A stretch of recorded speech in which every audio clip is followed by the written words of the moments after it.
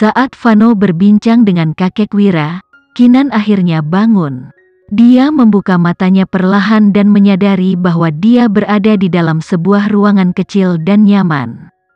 Perawatnya yang merawat memperhatikan hal itu dan dengan cepat bergegas ke sisinya. "Nona Kinan, Anda akhirnya bangun.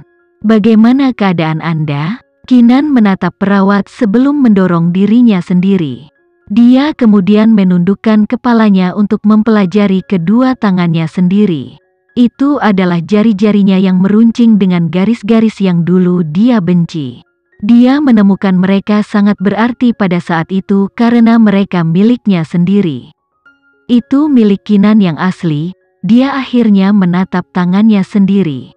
Dia berbalik untuk bertanya kepada perawat, "Tanggal berapa hari ini?" "Ini tanggal 2 November. Itu berarti dia tidak sadarkan diri selama lebih dari sebulan. Tampaknya ingatannya telah kembali." Kinan menarik kasur dan turun dari tempat tidur. Perawat dengan cepat menghentikannya. "Nona Kinan, apa yang Anda lakukan? Anda baru saja bangun, tolong jangan banyak bergerak.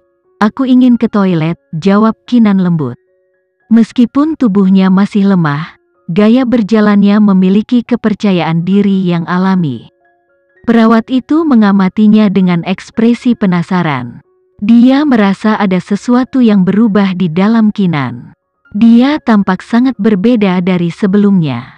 Kinan berdiri di depan cermin kamar mandi dan mengamati wajah di cermin. Matanya bergidik. Itu wajah lamanya lagi. Kenangan itu benar-benar telah tertukar. Dia adalah dirinya yang dulu lagi. Dia menyukai perasaan itu karena hanya dengan cara ini dia bisa benar-benar memiliki masa depannya di bawah kendalinya. Tubuhnya, nasibnya. Kinan tersenyum dan menerima kenyataan bahwa tubuhnya telah kembali tanpa banyak keributan. Kinan keluar dari kamar mandi dan bertanya kepada perawat, "Di mana Vano?" Sekarang perawat benar-benar merasa Kinan adalah wanita yang berubah. Kinan yang sebelumnya adalah seseorang yang sangat normal, jika ada yang sedikit lemah. Namun, Kinan yang ada di hadapannya memiliki kehadiran seperti ratu. Kata-katanya menarikmu dan menantangmu untuk menentangnya. Perawat itu menjawab dengan hormat, "Tuan Vano ada di sini beberapa saat yang lalu tetapi dia ditarik oleh panggilan telepon. Baru-baru ini, dia menghabiskan seluruh waktunya di sini, menunggu Anda bangun." Kinan mengangguk sebelum menambahkan, "Bisakah kamu membantuku menyiapkan baju ganti? Aku ingin mandi." "Baiklah." Perawat itu bergerak untuk bersiap tetapi dia berbalik setelah ragu-ragu. "Nona Kinan, Anda baru saja bangun, jadi Anda harus menunda mandi sampai Anda mendapatkan kembali lebih banyak energi."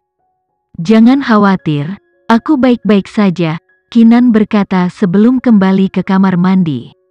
Dia menyadari mungkin ada orang yang datang untuk memberinya skrup setiap hari tetapi, dia masih ingin menghadiahi dirinya sendiri dengan mandi yang baik.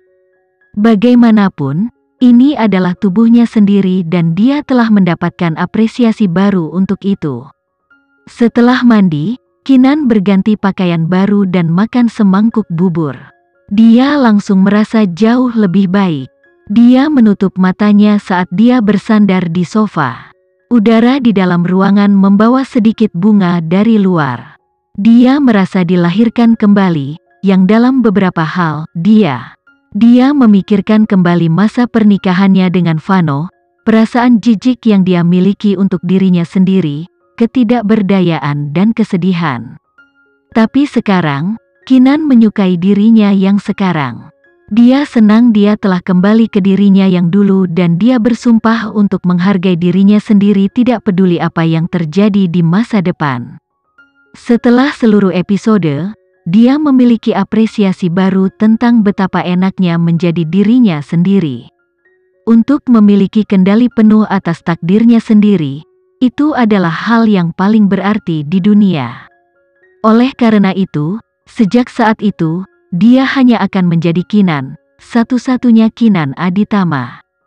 Setelah momen sentimental yang langka, Kinan bangkit dan mulai bekerja. Dia tidak membuang waktu dan mulai bekerja menggunakan komputer di dalam ruangan. Sebelumnya, komputer itu untuk Sheila untuk menonton televisi atau bermain game ketika dia bosan. Sekarang, itu adalah item kenyamanan untuk Kinan. Dia mengunduh program pemodelan wajah 3D dan mulai membentuk wajah pria misterius itu dari ingatannya.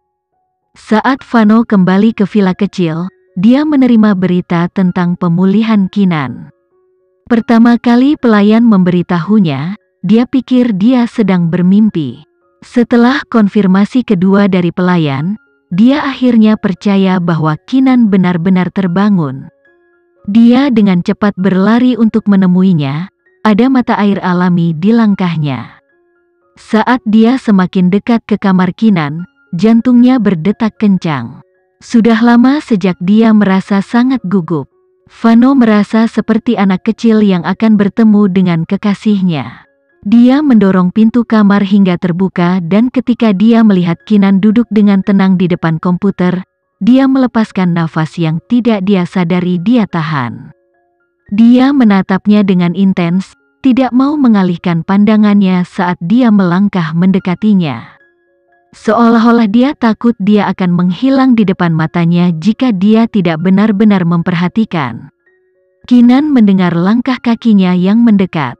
Dia mengangkat kepalanya dan menatap lurus ke arahnya. Terima kasih untuk semuanya. Kinan tahu itu tanpa bertanya bahwa dialah yang merawatnya saat dia tidak sadarkan diri. Dia tidak pandai mengekspresikan emosinya tetapi dia akan memperhatikan setiap kali seseorang bersikap baik padanya. Dia menyadari dia telah meminjamkan bantuannya setiap kali keadaan menjadi sedikit di luar kendali, dia menghargai itu. Bahkan selama kesulitan baru-baru ini, dia membantunya tanpa syarat, tanpa meminta imbalan apapun. Prasangka sebelumnya terhadapnya telah benar-benar menghilang. Bahkan, dia mulai hangat padanya. Jika dia membutuhkan bantuan di masa depan, dia akan membalas budi. Kinan, Vano memanggil namanya dengan lembut saat dia menatap, terpesona olehnya. Ya, Kinan bertanya padanya sebagai balasan. Kinan, ulangnya saat senyum lebar merekah di wajahnya, pupil matanya bahkan bergetar. Ini benar-benar kamu? Kinan menatapnya dengan hati-hati dan memastikan, ya, ini aku. Vano tiba-tiba mencondongkan tubuh ke depan dan bibirnya yang berapi-api menyentuh bibirnya tanpa peringatan. Kinan melebarkan matanya karena terkejut, dia tidak mengharapkan tanggapan seperti itu darinya.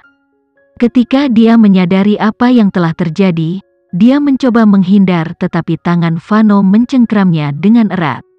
Bibirnya menekan keras dan mereka terbakar dengan gairah yang tak tertahankan. Ketika lidahnya mendapat beberapa ide yang menyimpang, Kinan akhirnya mendorongnya dengan paksa. Wajahnya bercampur antara kaget, tidak percaya, dan bingung. Vano sedikit terengah-engah. Tatapannya berkobar dengan emosi yang tak tertahankan. Seperti nyala api yang membakar, dia sepertinya melelehkannya dalam tatapannya. Jantungnya melonjak hebat, ciuman yang tiba-tiba mendidihkan darahnya. Bahkan dari kejauhan, Kinan bisa mendengar detak jantungnya. Dia merasa penasaran, mengapa dia begitu gugup ketika dia yang dimanfaatkan? Keduanya saling menatap tanpa kata selama 2 detik. Vano mencondongkan tubuh untuk ciuman lain tetapi Kinan mengalihkan wajahnya dan menatap layar komputer sebagai gantinya. Bagus kamu ada di sini.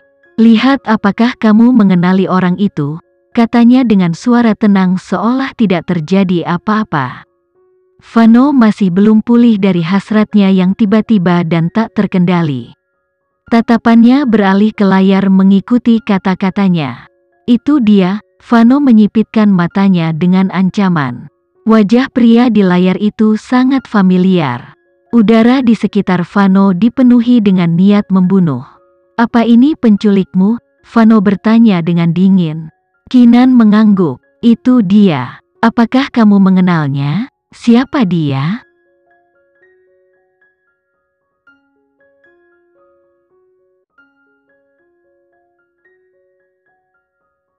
Sekian dulu ya video kali ini, kita lanjutkan lagi videonya di lain waktu. Oh iya, bagaimana menurut kalian? Semoga bisa sedikit menghibur kalian semua. Untuk teman-teman yang baru nonton, jangan lupa subscribe ya, hehehe. Dan kalau teman-teman ada yang ingin gabung langganan, bisa langsung gabung saja untuk dapat fitur yang menarik dan sedikit membantu Mimin. Terima kasih banyak sudah menonton, sampai jumpa lagi, bye bye bye.